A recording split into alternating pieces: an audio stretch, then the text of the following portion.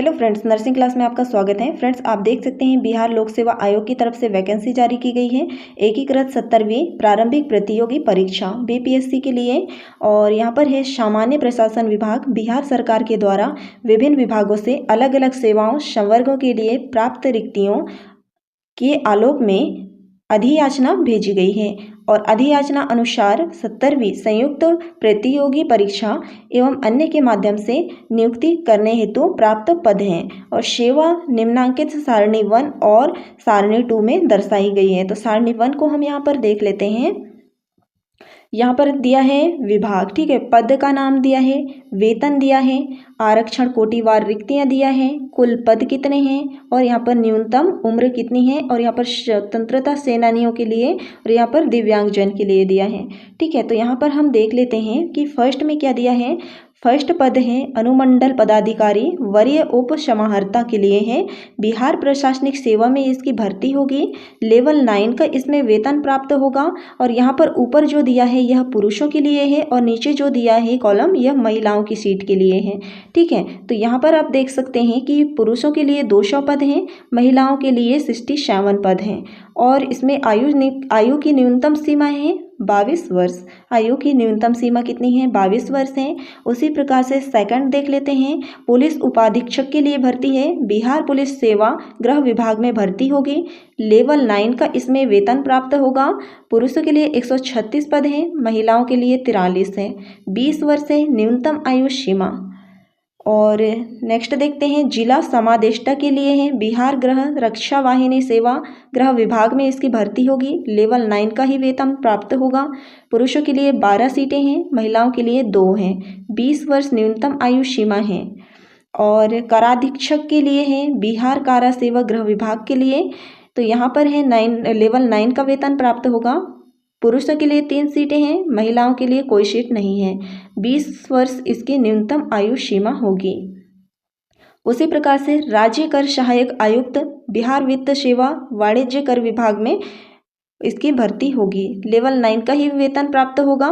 पुरुषों के लिए 168 पोस्टें हैं और महिलाओं के लिए 55 पोस्ट है। ठीक है, 22 वर्ष इसके न्यूनतम आयु सीमा होगी।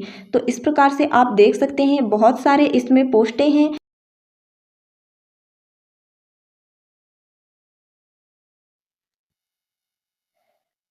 तो फ्रेंड्स, आप देख सकते हैं इस प्रकार से बहुत सारे पोस्टें इसमें दी गई हैं। टोटल पोस्ट हैं 1945। ठीक है, 1945 है पुरुषों के लिए और महिलाओं के लिए 609 पोस्टें दी गई है इसमें। तो आप देख सकते हैं यहाँ पर बहुत सारे पोस्टें हैं। तो पीडीएफ को डाउनलोड करके पढ़ लीजिए अच्छे से। मैं टेलीग्राम चैनल पे इसका पीडीएफ डाल दूंगी और टेलीग्राम चैनल का लिंक है डिस्क्रिप्शन में, तो वहाँ से आप ज्वाइन कर सकते हैं और इसे डाउनलोड करके अच्छे से पढ़ लीजिए। अगर मैं इसके पूरे डिटेल बताऊंगी तो समय बहुत ज़्यादा हो जाएगा, वीडियो बहुत ही ज़्यादा लंबा हो जाएगा। तो जो मेन टॉपिक हैं उन्हें मैं यहाँ पर बता दूंगी। ठीक है, सारणी 2 में दिया है बाल विकास परियोजना पदाधिकारी के लिए समाज कल्याण विभाग में लेवल 9 का वेतन प्राप्त होगा और इसमें दिया है पुरुषों के लिए 12। ठीक है, पुरुषों के लिए 12 पद हैं, महिलाओं के लिए 4 हैं और इसकी न्यूनतम आयु सीमा है 21 वर्ष। ठीक है,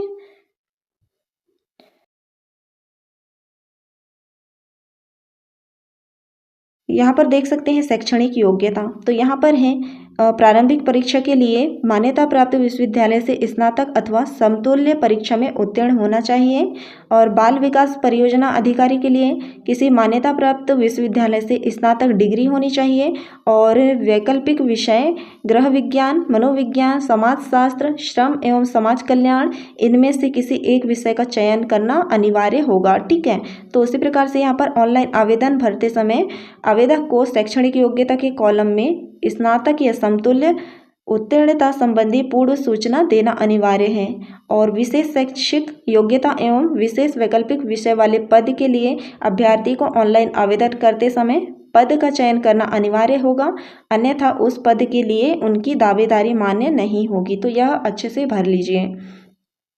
और आगे देखते हैं आरक्षण। ठीक है, आरक्षण का लाभ राज्य सरकार के प्रचलित आरक्षण नियमों के अनुसार और राज्य सरकार के सक्षम स्तर से निर्गत प्रमाण पत्र के आधार पर ही देय होगा। ऑनलाइन आवेदन पत्र में इंगित कॉलम में आरक्षण का दावा नहीं करने पर आरक्षण का लाभ नहीं मिलेगा। तो यह बहुत ही अनिवार्य है। और जाति के आधार पर आरक्षण का लाभ उन्हीं उम्मीदवारों को मिलेगा जिनका स्थायी निवास बिहार राज्य में है। ठीक है, तो ये बिहार राज्य के निवासियों को ही यह आरक्षण का लाभ मिलेगा। अर्थात जो बिहार के मूल निवासी हैं और बिहार राज्य के बाहर के जो निवासी हैं अभ्यर्थी, उनका आरक्षण का लाभ देय नहीं होगा। अदर राज्य वालों को आरक्षण नहीं मिलेगा। आवेदन में दिया गया स्थायी पता ही आरक्षण के प्रयोजन के लिए स्थायी निवास अनुमान्य होगा। ठीक है, उक्त आरक्षण के लिए उम्मीदवारों को स्थायी आवासीय प्रमाण पत्र प्रस्तुत करना होगा। इसमें आवास प्रमाण पत्र आपको जारी करना होगा। आगे देखते हैं, यहाँ पर आरक्षण कोटि निम्नवत है, तो यह आप देख लीजिए। आगे देखते हैं, यहाँ पर आयु सीमा 1/8/2024 को न्यूनतम उम्र सेवावार यहाँ पर 20 वर्ष, 21 वर्ष और 22 वर्ष दिया गया है। तो यह अच्छे से देख लीजिए अपने अनुसार। और आगे देखते हैं, शारीरिक क्षमता वगैरह यहाँ पर दिया है। शारीरिक क्षमता, उम्मीदवार स्वस्थ सुगठित शरीर वाला और सक्रिय हो तथा उसे किसी ऐसे शारीरिक दोष से मुक्त होना चाहिए जिससे कर्तव्यों का भलीभांति पालन करने में बाधा हो। और चिकित्सा बोर्ड द्वारा जांच के बाद यदि उम्मीदवार इन अपेक्षाओं की पूर्ति नहीं कर पाता है तो वह नियुक्ति के लिए नहीं चुना जाएगा। तो फ्रेंड्स, यहाँ पर आप देख सकते हैं शुल्क आवेदन करने के लिए सामान्य अभ्यर्थियों के लिए 600 रुपये है, जनरल वालों को 600 रुपये लगेगा। और बिहार के जो ST SC हैं उन्हें 150 रुपये लगेगा। और बिहार की स्थायी निवासी जो अनारक्षित और आरक्षित वर्ग हैं उनकी महिलाओं के लिए 150 रुपये लगेगा। और दिव्यांग अभ्यर्थियों के लिए 150 रुपये हैं। अन्य सभी उम्मीदवारों के लिए 600 रुपये हैं। ठीक है, अदर राज्य वालों के लिए 600 रुपये फीस है। और आगे देखते हैं हम। तो फ्रेंड्स, यहाँ पर आप देख सकते हैं प्रारंभिक परीक्षा के लिए तो यहाँ पर सामान्य अध्ययन होगा विषय, और यहाँ पर वस्तुनिष्ठ प्रश्न होंगे।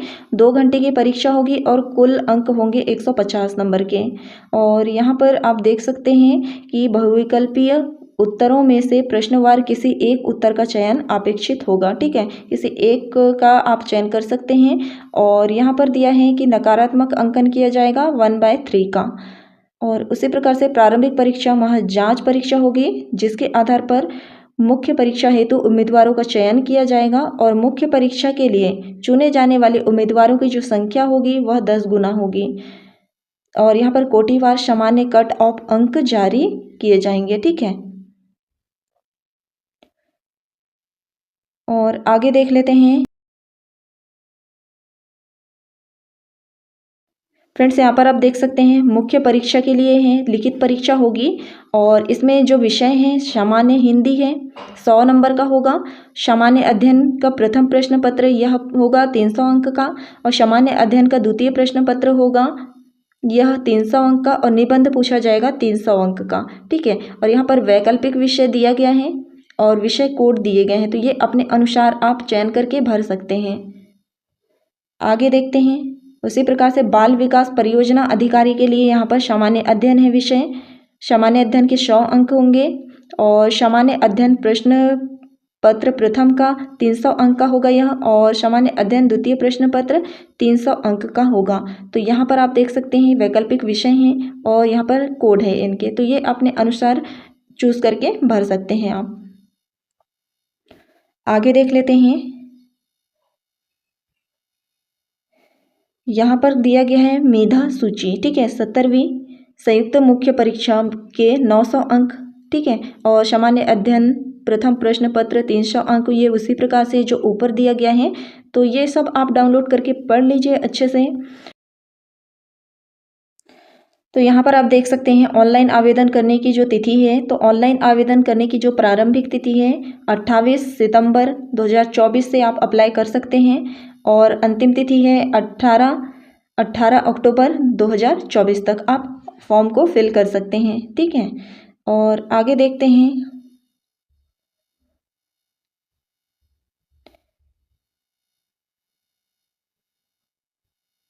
तो फ्रेंड्स यह थी इस फॉर्म की इन्फॉर्मेशन, और इसका जो PDF है मैं टेलीग्राम चैनल पर डाल दूंगी, तो आप वहां से डाउनलोड करके पढ़ सकते हैं। टेलीग्राम चैनल का लिंक डिस्क्रिप्शन में है, तो आप वहां से टेलीग्राम चैनल को ज्वाइन कर सकते हैं, ठीक है।